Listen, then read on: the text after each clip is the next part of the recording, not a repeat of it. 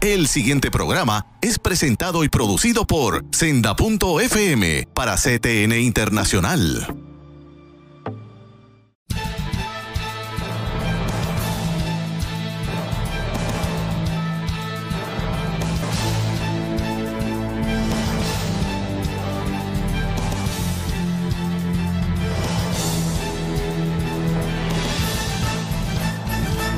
Saludos amigos de Alerta Cristiano. Estoy seguro que al verme se están preguntando, ¿será ese Eduardo o es otro Eduardo? Bueno, es el mismo Eduardo que me he puesto una gorrita, como ven el mensaje. Jesús es mi jefe, mi Señor, mi todo, mi Salvador. Esta gorrita se la regalaron a nuestra iglesia Cristo, Verdad y Vida en Trujillo Alto, y me la pongo y ustedes saben el provecho que le estoy sacando, que donde quiera que me meto, que la gente me mira y me dan la oportunidad, evangelizo, aunque sea unos minutos, le doy una esperanza a los mozos que me atienden, a los cajeros, sobre todo en el supermercado, a la gente que algunos me reconocen. Eduardo, Alerta Cristiano. Hermanos, también me la he puesto hoy para hacer en inglés le dicen allá en Castilla, un statement de que estos programas que hemos estado realizando, y ya este es el cuarto, tienen un propósito, señores, que es que cuando lleguemos al final estemos claros quién es nuestro Señor. ¿Quién es Jesús? Y como tal, que estemos claros en cuál es la identidad de la iglesia cristiana, de Jesucristo. Hay tantas cosas en el mundo que nos tientan a entregar esa lealtad, esa fe. ¿A cambio de qué, hermanos? ¿Acaso hemos pensado a cambio de qué entregamos nuestra fe, nuestros valores, nuestros principios, nuestra identidad cristiana? En los programas anteriores que hemos tenido, y ya cada vez se me hace más difícil resumírselos todos porque este es el cuarto, pero están todos puestos ya, el primero y el segundo ya está en nuestro canal de Alerta Cristiano, el tercero ya está próximo para que lo busquen, Alerta Cristiano en YouTube. Es casi equivalente a un taller, a un seminario que el doctor Sullivan lo ha dado en la universidad, pero se toma un semestre. Y aquí nosotros pretendemos en unas 7, 8, 9 horas de programa hacer un resumen de la historia sobre cómo es que la iglesia se ha relacionado con el gobierno imperio. Ustedes tienen que haber visto que a lo largo de la historia, desde que nació la iglesia, ha habido imperios. Ha habido imperios. ¿Cómo se ha relacionado la iglesia con ese imperio en el momento que sea? Vimos ya cómo se relacionó con quién, con el imperio romano. Y luego vimos cómo transitó después de aquel acuerdo con Constantino, el emperador romano. Qué cómodo se le hizo a la iglesia buscar la protección de un emperador. Fue más fácil, ya no había martirio como lo hubo en los primeros 4 siglos después de la resurrección de nuestro Señor Jesucristo.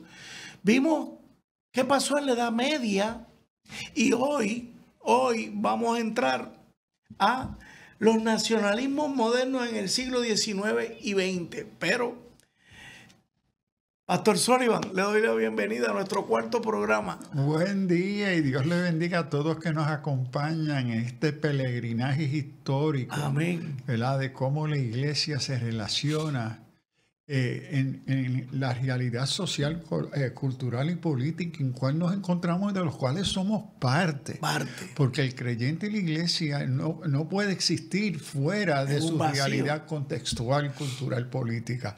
Es cómo la iglesia se relaciona con estas verdades. Correcto. Vamos a comenzar con la palabra. En Primera de Pedro, capítulo 2, versículo 9, dice, pero ustedes son linaje escogido, real sacerdocio, nación santa, pueblo que pertenece a Dios, para que proclamen las obras maravillosas de aquel que nos llamó de las tinieblas a su luz admirable. Anoten esa cita bíblica porque va a servir como una sombra bonita, protectora para este programa hoy. Y entonces ya habíamos hablado de, como les dije, de la historia, pero cuando entramos en el siglo XIX, y aquí le pido a Abdiel que nos coloque la laminilla número 7, ustedes van a ver, hermanos, que el contexto histórico no era otro que el surgimiento de los estados-nación en ascenso. ¿Cuáles eran? Alemania, Italia, Estados Unidos, estaba Inglaterra en pleno apogeo. ¿Cómo se relacionó la iglesia? Pastor, que después de todo lo que hemos dicho, ¿hubo algún cambio en ese siglo XIX y XX? Bueno, la relación de la iglesia ante el Estado, ante sus estructuras políticas dentro de sus países, siguió un patrón bastante consistente, con varias variaciones en cada país, pero la iglesia en cada caso, en su contexto nacional, tuvo que asumir decisiones sobre cómo nosotros en tal país vamos a relacionarnos. Y con esa decisión, ¿verdad?, hubieron grandes consecuencias. Y resaltaría que en ese proceso de preguntarse cómo es que es la comunidad llamada la iglesia se relaciona, no el individuo. El individuo, es decir, el creyente como parte de la iglesia y ciudadano personal en el Estado, cómo se debe de entender, interpretar y relacionar la iglesia como comunidad cristiana, fe en medio de tal país. Y vemos que la historia nos indica las consecuencias mayormente negativas, destructivas para la vida y misión y el testimonio de la iglesia. Y en los siglos XIX y XX vemos, especialmente después de la Primera Guerra Mundial, en la Segunda Guerra Mundial, se va a manifestar la expresión más destructiva de la relación de la iglesia con el Estado. Y para mí sirve como un gran ejemplo para nosotros hoy, porque me parece que las posturas asumidas, especialmente en la Segunda Guerra Mundial y Alemania, nos sirve hoy como un cuadro de precaución, de peligro, en relación de qué posturas asuma la iglesia ante el Estado, ante el imperio. Correcto. Y por eso es que hoy vamos a resaltar, ¿verdad?, unas cosas de esa relación y sus consecuencias para el siglo XIX, en la Segunda Guerra Mundial, en el caso de Alemania. En Francia, en Italia, en Europa, en Inglaterra hubieron diferentes respuestas, pero el modelo más claro y consecuente, me parece, fue el ejemplo de la iglesia cristiana en relación al Estado alemán. Correcto. Es interesante, pastor, porque cuando yo estaba viendo lo ocurrido con Alemania, me trajo recuerdos de aquella etapa donde la iglesia transicionó de Cristo contra cultura y Cristo de la cultura bajo la protección de Constantino y del Imperio Romano. No quiero entrar todavía de lleno al caso de Alemania, pastor, pero sigo lo que usted está diciendo. Por ejemplo, ¿qué pasó, por ejemplo, con Inglaterra?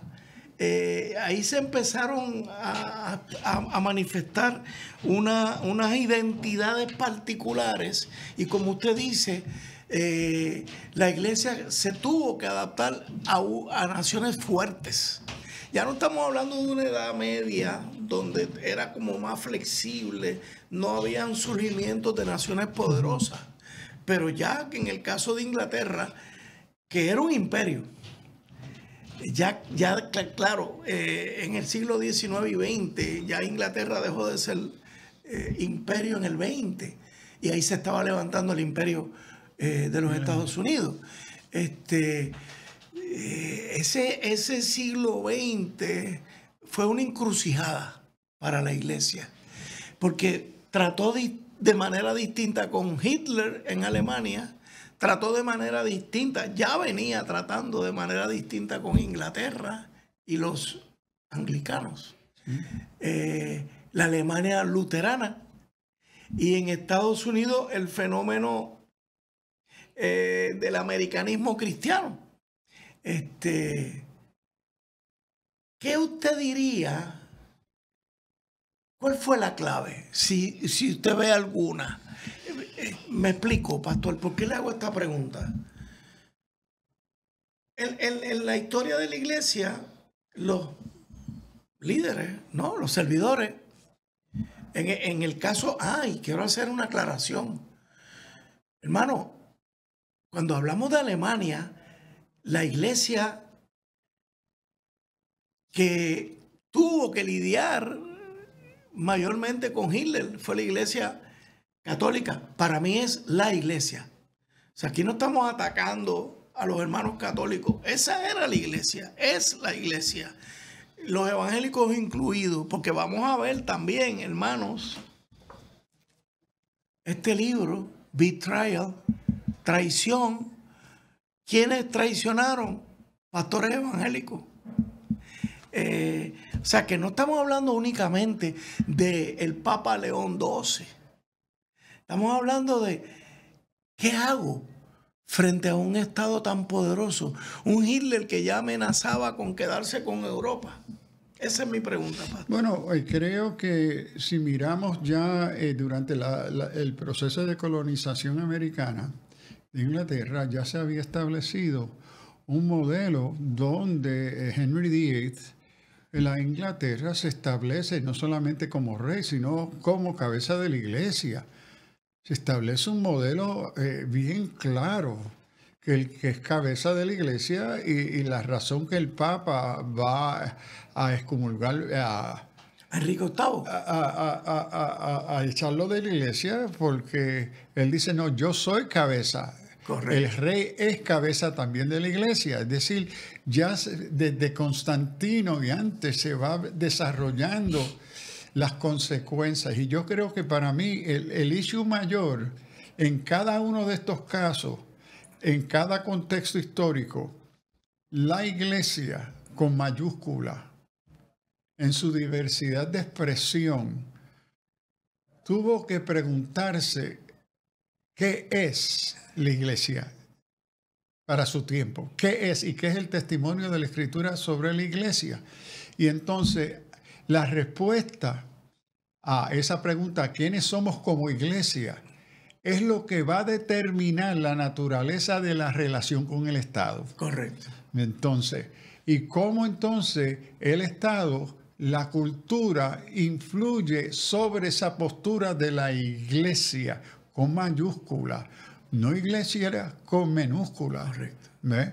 Entonces, creo que esa es la pregunta que se repite a través de toda la historia. Y yo soy uno que creo, mi perspectiva hoy, que cuando miro a través de esa trayectoria esa tentación del nacionalismo de la cristiandad, ¿verdad?, es cuando la iglesia desconoce su fundamento bíblico y en Cristo, cuando lo desconoce fundado en la Escritura, es que lo que resulta son todas las deformaciones que vamos a ver en el nacionalismo cristiano. Correcto. Que van a ser contrarias a la identidad y misión de la iglesia en medio de la sociedad. Vuelve a entrar como una flecha la palabra de Jesús: dale al César lo que es del César y dame a mí lo que es mío.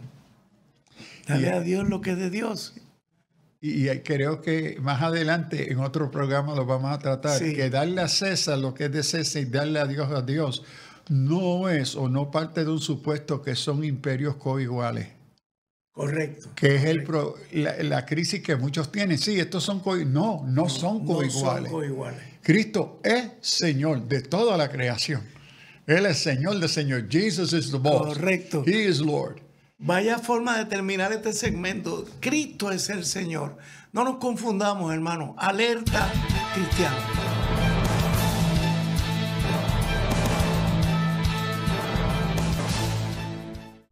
Todo comienza aquí, por eso debes estar conectado a todas nuestras plataformas. Estamos en Facebook, estamos en Instagram, estamos en YouTube, estamos en todas partes. Pero usted debe ahí conectarse por CTN Internacional. Y pronto va a escuchar de qué está pasando con Senda FM, que viene con nueva imagen, muy buenas cosas, buena música y palabra. Definitivamente las redes sociales son del Señor y CTN Internacional las está utilizando para hacer lo que Dios nos llamó a hacer: bendecir, ganar almas y edificarte. Bendiciones.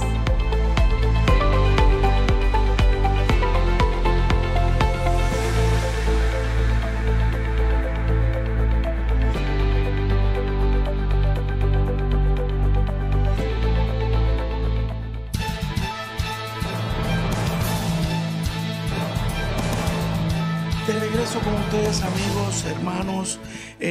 Pastor, cuando estoy viendo lo que tenemos en pantalla, ese siglo XIX y XX que ha resultado ser tan interesante, en los Estados Unidos se habla del destino manifiesto y el posterior americanismo cristiano presentan la historia de la nación como un plan divino. Háblame un poquito de eso. Esto es desde que nació la República Estadounidense. Sí, desde los inicios de la colonia se va dando y marcando por la presencia cristiana.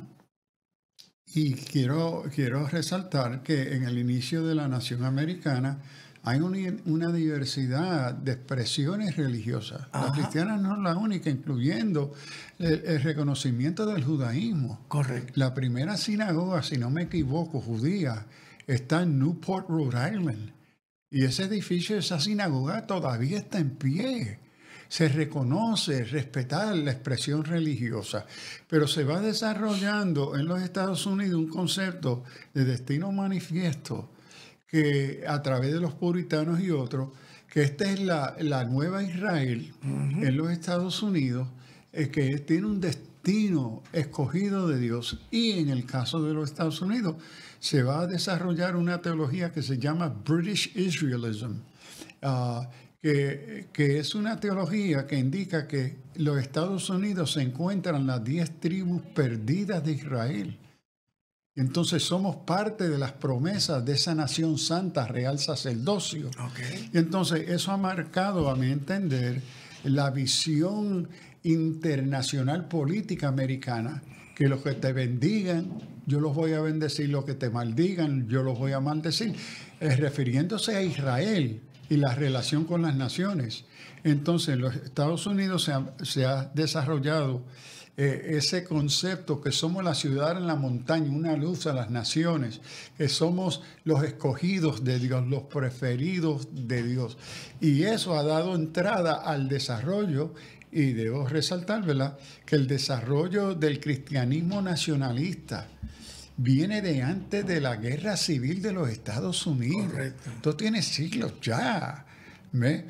Esta identidad que somos un pueblo escogido, el asunto que va a complicar esa identidad de pueblo escogido, pero ¿quiénes son estos escogidos en América?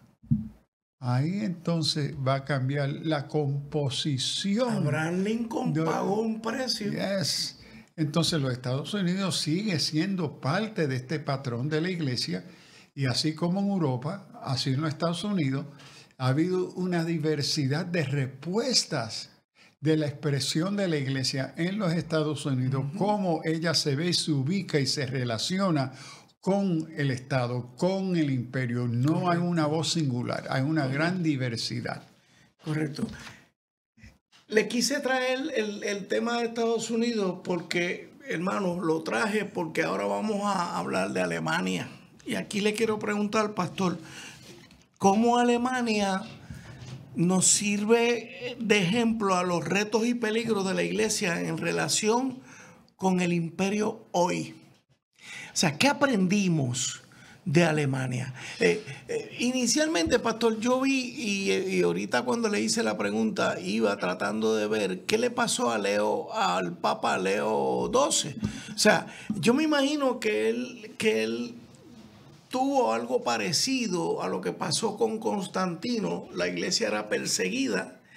Constantino hace una maniobra política, los atrae, le dice, yo los voy a proteger, les voy a dar los templos paganos, si ustedes se alían a mí.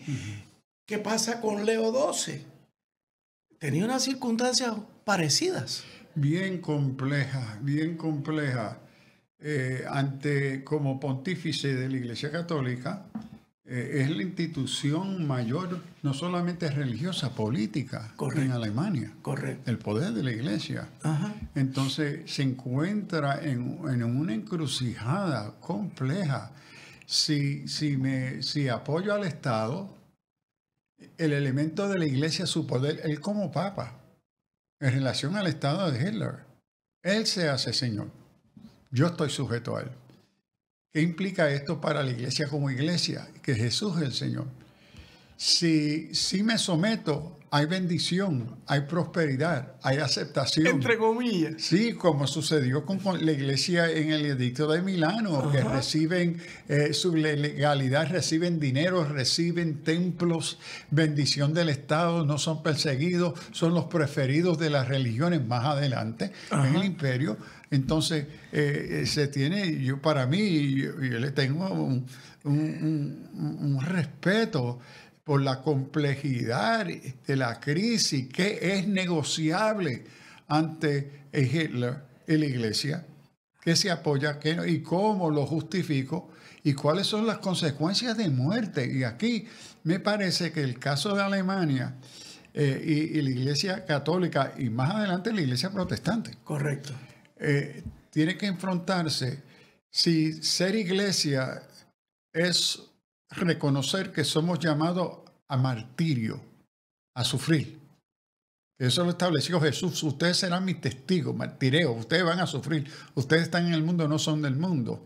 ¿Ve? Los van a matar. Si me mataron a mí, ¿qué harán con ustedes las ovejas? Entonces, pero sin embargo, necesitamos proteger también la iglesia.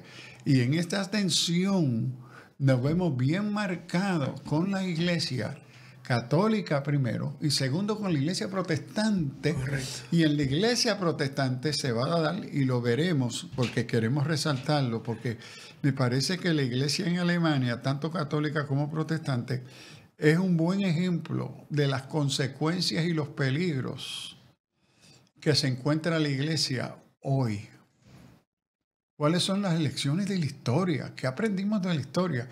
Y el mejor cuadro de esto para nosotros me parece que es la de Alemania.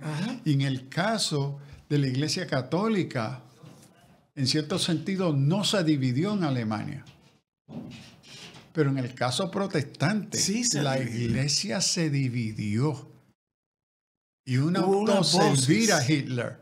Correcto. Y otra se opuso a Hitler. Y queremos mirar unos elementos ahí importantes que me parece nos instruyen, nos ilustran los peligros y los retos que enfrenta hoy la iglesia. Para mí el compromiso teológico y moral que hubo, esto fusionando la fe con el nacionalismo, eso tiene unas consecuencias. Wow, pastor, yo no quiero ni profundizar en eso, porque eso implica que al yo fusionarme con el gobierno, con el imperio, va a llegar el momento donde yo voy a renunciar a mi fe, a la identidad, a lo más fuerte de mi fe. Bueno, sí, porque vemos que lo que no se ha podido, a mi entender, en la historia, ignorar, es que la realidad, y esto ya en los escritos de Platón como Aristóteles estaba bien marcado, que la naturaleza política es opresiva. Correcto. O que es una naturaleza de poder. Y es el hecho que en los marcos políticos todo es negociable. Todo es negociable. La verdad es negociable. Pero en la fe cristiana, la verdad no es negociable. Y verdades bíblicas, hay verdades bíblicas que no son negociables. Entonces, por eso morimos. Exacto, porque no están a la disposición de negociarse. Empezando, pastor, nosotros, ahorita usted estaba hablando y hice una introspección. ¿Acaso yo no muero a mí cuando venzo las tentaciones? Eso no es un dolor. Sí, pero ahí... Pero eso es en el plano personal, pastor. Si no vivimos ese plano personal, ¿qué vamos a vivir el plano frente a la política? Cierto, pero cuando el elemento se hace más crudo, contrastándolo con una experiencia espiritual de sufrimiento, pero claro, cuando el sufrimiento expone la muerte de tu familia, que los van a matar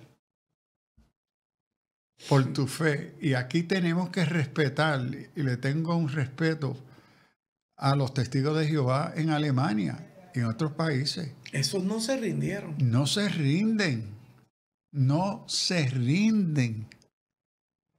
¿Ve? Entonces, en contraste con la iglesia, que procura siempre negociar. Se sometió. Sí, se somete, quiere estar cómoda en el reino.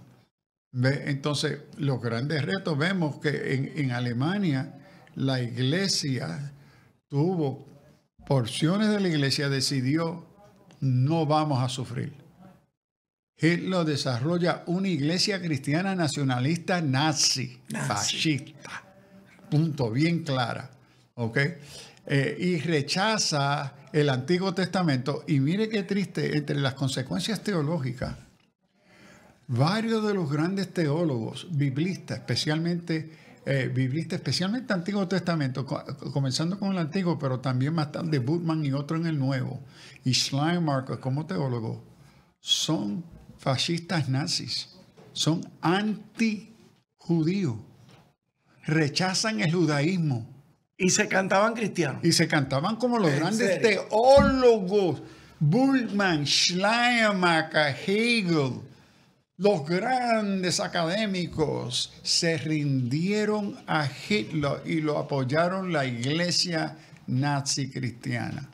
Eso es traición. Eso está ahí. En este libro, hermanos, está todo lo que el pastor acaba de decir de cómo la iglesia evangélica, teólogos, traicionaron nuestra fe, traicionaron la identidad de la iglesia. Por el asunto de estar apoyando al Estado. Entonces, esto contrae unos elementos horribles para la iglesia, compromiso teológico y moral, fusión de la fe con un nacionalismo político. El asunto, y tan terrible con eso, el silencio frente al mal. Uy.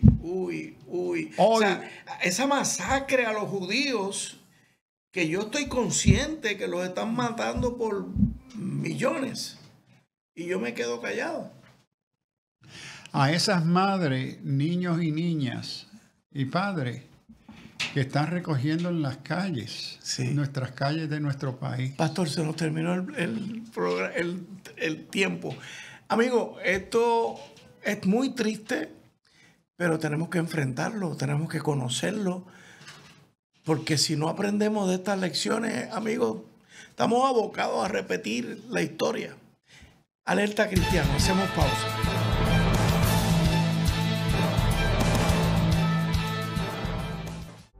Todo comienza aquí, por eso debes estar conectado a todas nuestras plataformas. Estamos en Facebook, estamos en Instagram, estamos en YouTube, estamos en todas partes. Pero usted debe ahí conectarse por CTN Internacional. Y pronto va a escuchar de qué está pasando con Senda FM, que viene con nueva imagen, muy buenas cosas, buena música y palabra. Definitivamente las redes sociales son del Señor y CTN Internacional las está utilizando para hacer lo que Dios nos llamó a hacer: bendecir, ganar almas y edificarte. Bendiciones.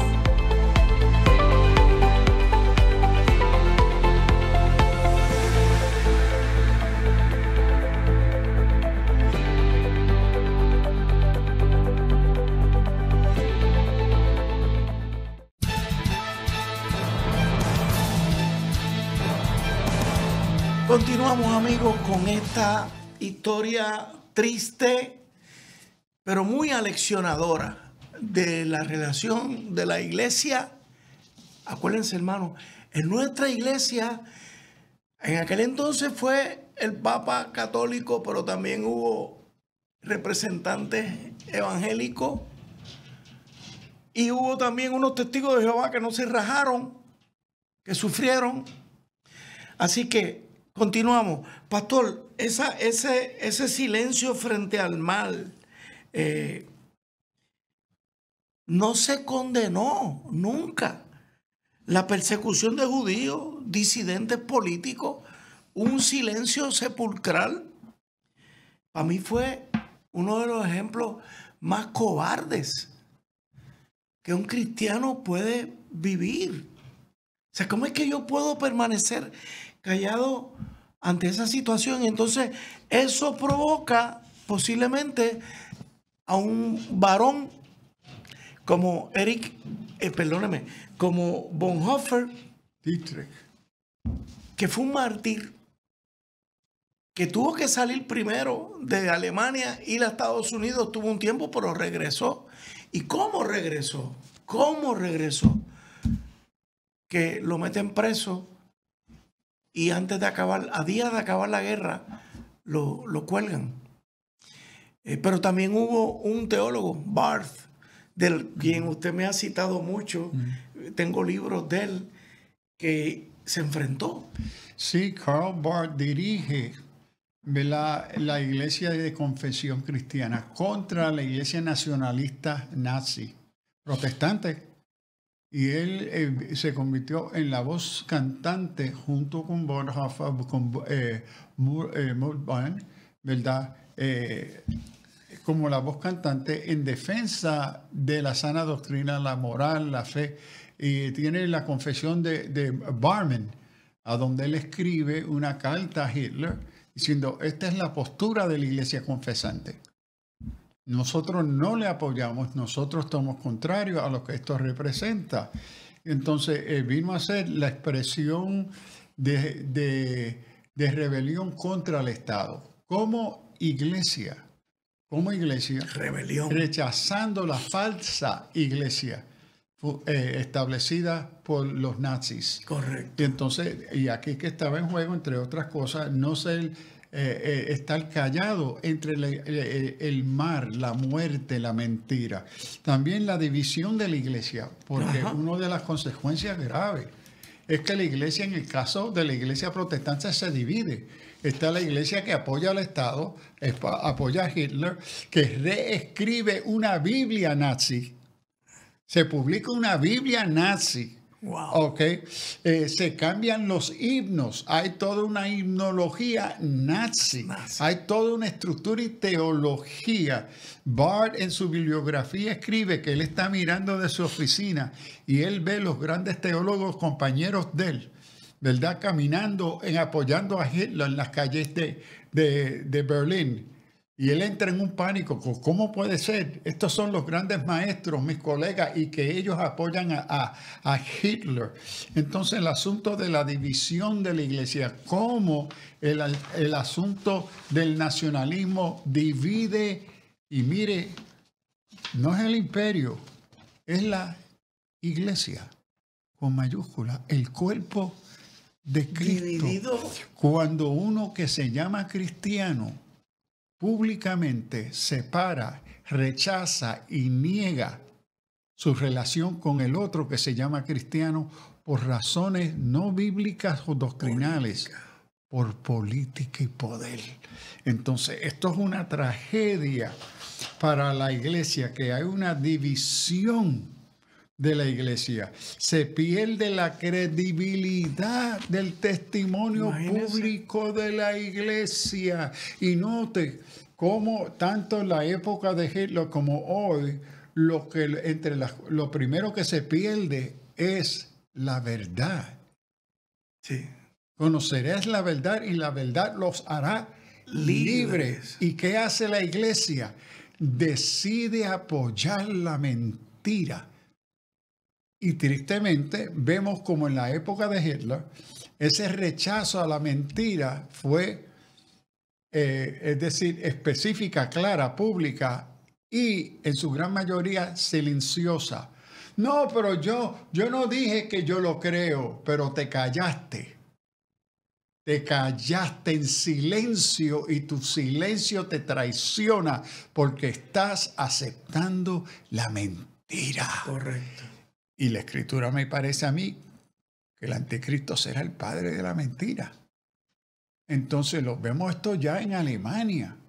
Como supuestamente grandes cristianos en la iglesia cristiana histórica protestante de Alemania, la sede de la reforma protestante, se convierte en un silencio ante la mentira inmoral del Estado. Wow. Wow. Pero entonces, por lo menos, algo positivo es que la iglesia confesante, dirigida por el teólogo Barth, Dietrich Bonhoeffer, Martin Niemöller, yo no sé pronunciar esa. Afirman que Jesucristo, como se nos atestigua en la Sagrada Escritura, es la única palabra de Dios, a quien tenemos que escuchar y en quien tenemos que confiar y obedecer en la vida y en la muerte. Fue un rechazo directo, hermanos, al control estatal sobre la iglesia. Ellos no se sometieron. Sin embargo, la iglesia confesante siguió siendo una minoría y sufrió persecución. Ahora, en términos de credibilidad y testimonio, pastor, esa fue la crisis. O sea, nos dividen nuestra iglesia. Causó, por ejemplo, una reflexión teológica de posguerra, el arrepentimiento, los esfuerzos de renovación, como la declaración de culpabilidad de Stuttgart en el 1945, luego de la guerra, que admitió el fracaso de la iglesia para resistir al nazismo. Y aprovecho, hermanos, tengo un libro que acaba de ser publicado recientemente. Se descubrieron unos papeles que habían sido guardados en el Vaticano. Este libro, The Pope at War, explica los secretos de la historia de Pío XII. Yo dije Leo anteriormente, me equivoqué, hermano, es Pío XII. Discúlpeme. La relación histórica entre Pío XII, Mussolini y Hitler. Acuérdense que Mussolini era el cocoroco italiano, ¿no? Prácticamente donde nació el fascismo, en Italia. Así que si alguno de ustedes tiene interés, se lo recomiendo. Pastor, consecuencias teológicas a largo plazo de esta experiencia con Alemania. Bueno, una de las consecuencias grandes es la pérdida de testimonio. Y vemos esto, que después de la Segunda Guerra Mundial y Alemania, ¿qué impacto tiene sobre la presencia protestante en Europa? Voy a Holanda, ¿verdad? Y quiero ir a la gran sede de las iglesias reformadas, están cerradas. Estoy en Alemania, catedrales están cerradas. En gran parte que la pérdida de la confianza de la cultura, de la sociedad en esta fe cristiana en ella representar X valores de verdad, moral, de amor, de justicia, etcétera, están defraudados. La iglesia no apoyó en gran parte esto. Vivimos hoy las consecuencias de ello. Vemos que hoy, en relación a Israel, como parte de lo que estaba sucediendo en Alemania, cómo se vio que la iglesia, tanto católica como protestante, apoyó a Hitler ante la crisis judía, el martirio judío de millones. La iglesia en gran parte se mantuvo silente. Y no solamente en silencio, sus grandes teólogos justificaron la muerte de judíos. Grandes teólogos como Bultmann, Bultmann y otros, Hegel y Schleiermacher, se alinearon con negar la fe judía como legítima, como necesaria para cristianos. Esto tuvo hasta... Bueno, yo soy discípulo por cuántos años estudioso de Schleiermacher y Hegel y otros, los grandes teólogos, cuando yo comienzo a investigar. Espérate, si estos eran unos nazis, pero eso se escondió en América y en la academia. Es historia. Inclusive en los Estados Unidos lo escondieron. Seguro que sí. Wow. Pocos son los libros que tratan con estos grandes teólogos que resaltan, ¿verdad? Por ejemplo, por mucho tiempo, hasta relativamente hace 20, 25 años, quizá 30, que los grandes intérpretes del Nuevo Testamento, teólogos, identificaban a Pablo no como judío, como sino greco-romano. ¿En serio? Porque era el supuesto que no podemos apoyar la identidad judía de Pablo. Él fue un helenista, negando su identidad judía y la interpretación del Antiguo Testamento. Y la presencia de esa presencia judía en el Nuevo Testamento fue negada hasta los otros días. ¿Ve? El grande editor del Diccionario Teológico del Nuevo Testamento, Kittle, porque su papá fue el editor del Antiguo Testamento, pero del Nuevo, Kittle fue un nazi. ¿Y a dónde yo descubro eso? Yo que mi fuente exegética, que se me enseñó, tú no haces estudio exegético serio sin Kittle, sin la fuente fundamental exegética literaria de Kittle. Cuando descubro, pero espérate, si este hombre era un nazi. Era un nazi. ¿Ve? Pero eso se escondía hasta recientemente. Entonces el impacto destructivo que ha tenido en la iglesia identificarse con el Estado. Y aquí no importa qué partido del Estado, sigue siendo Estado que representa el reino de esta tierra. Hermanos, esto es muy triste. Y posiblemente ustedes dirán, ¿y por qué el pastor Sullivan y Eduardo están trayendo esto tan triste de la iglesia? Poquito a poco ustedes van a ir viendo por qué hemos dedicado capítulos de nuestro programa, cada programa es un capítulo, a este tema. Se supone que esto sea alerta cristiano. Y eso es lo que estamos haciendo, alertando. Ha habido un pasado y hay un presente, que si el presente no recuerda el pasado, está abocado a repetir la historia. Hacemos una pausa.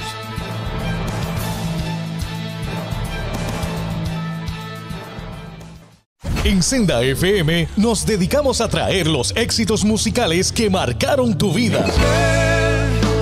Que su fidelidad, Tu espíritu me guía sin fronteras. y recibe toda la gloria, y recibe todo. No hay lugar más alto, más grande que estar a tus pies. Senda FM.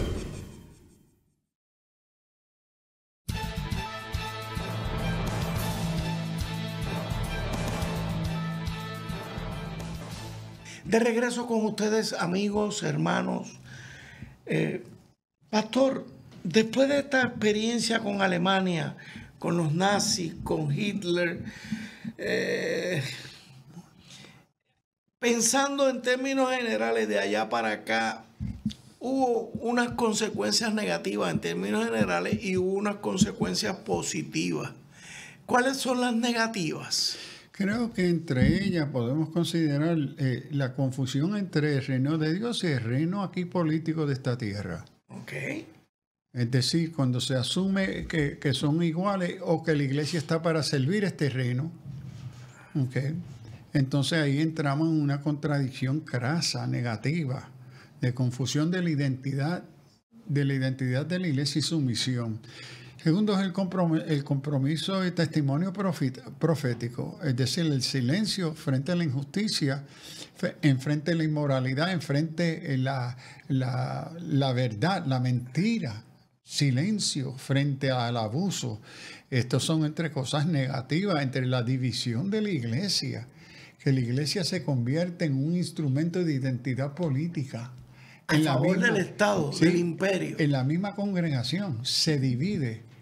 Y yo soy uno que creo que cuando el pastor asume una identidad pública política, divide su iglesia, ya uno no es pastor de esa congregación. Uno es pastor o pastora de una parte de la congregación. Y en eso uno deja de ser pastor. Uno deja de vivir y funcionar como iglesia. Porque ha dividido la congregación por su lealtad al Estado, no al Evangelio. O a determinado partido. Exacto. Porque esa lealtad no es a la Escritura. ¿Ves? Es al Estado, porque el Estado se constituye el intérprete y el aplicador de la verdad o de la mentira, ya no es la Escritura ni el Evangelio. Entonces, esta es la división, la voz profética de la iglesia, hablándole verdad al Estado, defendiendo lo que es justicia bíblica, no política. La que sea. La que sea. Entonces, la verdad que sea. Que después que sea verdad. Correcto.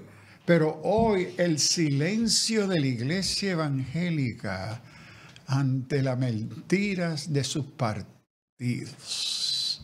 Y lo que hay es silencio y lealtad pastoral y eclesial. Sabiendo que es un embuste. Pero nos callamos y creemos que nuestro silencio es un repudio a la mentira. No, hermanito. Por eso la voz profética. Exacto, la voz profética. La voz valiente de Bonhoeffer. Exacto. Ahora, ¿qué sucede? Que la voz valiente de los discípulos de Cristo. Es que no quieren sufrir, no quieren ser mártires, quieren estar exitosos. El éxito del mundo. Seguro, quieren prosperar. Entonces no quieren poner eso en peligro. Y eso es una traición a su identidad como iglesia. Okay. La idolatría a la nación. Estoy dispuesto a ir a la guerra y morir y matar por mi país, pero no por el Evangelio. No por el Evangelio. Entonces la idolatría de raza, de cultura. Una de las cosas, mire, y yo a través de los años, por muchos años, me molesto cuando entra a nuestras iglesias y veo la bandera americana y la de la iglesia en el altar. ¿Cómo es esto? Nosotros servimos dos señores. Nuestra lealtad son a dos señores que representan estos símbolos. ¿Cómo es eso? Eso es idolatría. ¿Ve? Yo no comparto mi gloria con nadie, dice el Señor. Pero entonces, ¿qué sucede? La iglesia pierde su identidad, pierde su voz profética, pierde su moral. Aunque fuera la bandera puertorriqueña. No importa. No importa. Es otro estado. Correcto. Ahora, usted lo quiere tener en su casa, lo puede, pero que en el altar de una iglesia cristiana, que hay solamente un Señor, y Él no comparte. ¿Cómo puede ser eso? Nacionalismo. ¿Ve? Nuestra lealtad al Estado. Ahora, hay también unas sorpresas, ¿verdad? Que se van a dar en esto. Y vemos que entre ellas es que se crea la posibilidad, y yo creo que está sucediendo en Puerto Rico como en Estados Unidos, hay un despertar de conciencia cristiana. Espera, ¿qué es lo que estamos haciendo nosotros aquí como cristianos? Por ejemplo, la alerta cristiana. ¿Cómo es esto? ¿A dónde es que nosotros nos ubicamos entre este nacionalismo cristiano que estamos viendo de nuestro tiempo? Esto crea entonces, y yo creo que es el Espíritu Santo, nos hace consciente, una concientización. Miren el peligro que vive la iglesia.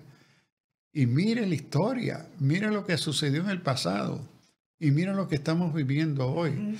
Pero también surge, como en el pasado, va surgiendo una iglesia confesante, una iglesia que asuma postura ante las estructuras políticas y partidistas y dicen: no participaremos, no vamos a aceptar esto. Somos una voz profética, y lo vemos en la historia de Alemania. Surgen nuevas teologías de concientización a través de la comunidad teológica, a preparar materiales, reflexión. En los últimos 10 o 12 años, la cantidad de libros teológicos y otros sociales que se han escrito sobre esta crisis de la iglesia y el peligro que está viviendo y ha vivido la iglesia. Entonces, hoy hay una serie de obras escritas por teólogos cristianos. Alerta, alerta, miren lo que nos está pasando como cristianos. Correcto. Y entonces hay un despertamiento de la sociedad y la cultura por el Espíritu Santo a despertar la iglesia en este tiempo. Correcto. Es lo que usted llama cuerpo transnacional de Cristo. Que la iglesia es una. Transnacional. Nunca lo había visto así, pastor. Qué bien, interesante. Como la verdadera nación santa. Hermano, ¿se acuerdan de la cita bíblica que compartí? Primera de Pedro 2:9. Ustedes son nación santa. Es una nación que cubre el mundo entero, la iglesia. Y en ese sentido, como dice el pastor, pues si nuestra conciencia se despierta a lo que es la iglesia, que no es la iglesia puertorriqueña, ni la iglesia americana, es la iglesia una nación santa, como si el mundo entero fuera una sola nación. Y se lo digo para ilustrarles el punto, ¿verdad? Porque somos más que eso. La iglesia es espiritual, tiene un ¿cómo explico, pastor, lo que estoy viendo? Somos más que algo físico. Digo, es el espíritu. La iglesia de Dios, de Cristo. Bueno, creo que ese es el reto hoy. Me parece que en muchos casos se desconoce o se ha perdido la identidad. ¿Quiénes componen y qué es la Iglesia Santa, Real Sacerdocio? Que tenemos tantas interpretaciones, y casi la mayoría de ellos interpretan la iglesia dentro de un marco individualista. Entonces, creo que parte de la crisis que ha vivido la iglesia a través de los tiempos es preguntarte quiénes somos y qué es la fuente de nuestra identidad. Son las Escrituras. Y cuando se desconocen las Escrituras, se desconoce la iglesia, se desconoce a Cristo. Entonces, esto creo es hoy el gran reto. Una iglesia que desconoce las Escrituras, las cita, pero no la entiende, la cita, pero no la conoce. Entonces, esto lleva entonces ante los retos de la cultura, los retos del imperio, los que nos están definiendo, porque nosotros cotidianamente estamos siendo formados por la secularización del Estado. Nosotros conocemos y estamos más cómodos con los criterios del entender de la cultura, del Estado, de la política, que la Escritura y nuestra fe. Entonces, eso facilita, me parece a mí, nosotros servir al Estado y no vernos en ningún conflicto. Creemos que estamos en armonía. Pero le servimos al Estado de una manera tan débil, porque no podemos ejercer la voz profética. O sea, una cosa es que yo le dé al César lo que le tengo que dar, pero no es someterme a César. O sea, si el César hace algo con lo cual conflige con mi fe, yo tengo que pararme de frente y decirle, no, yo no voy a obedecer eso, Estado, o César, o gobierno. Y vemos que en el caso de los evangelios, darle a César lo que César era dinero, pero la iglesia secularizada, iglesia con minúscula, secularizada, ya le dio el corazón y la mente a César. Eso Eso. Pastor, quisiera dirigirme a la última laminilla, para cerrar. Las escrituras ofrecen una visión contraria a todo lo que hemos visto. Mi reino no es de este mundo.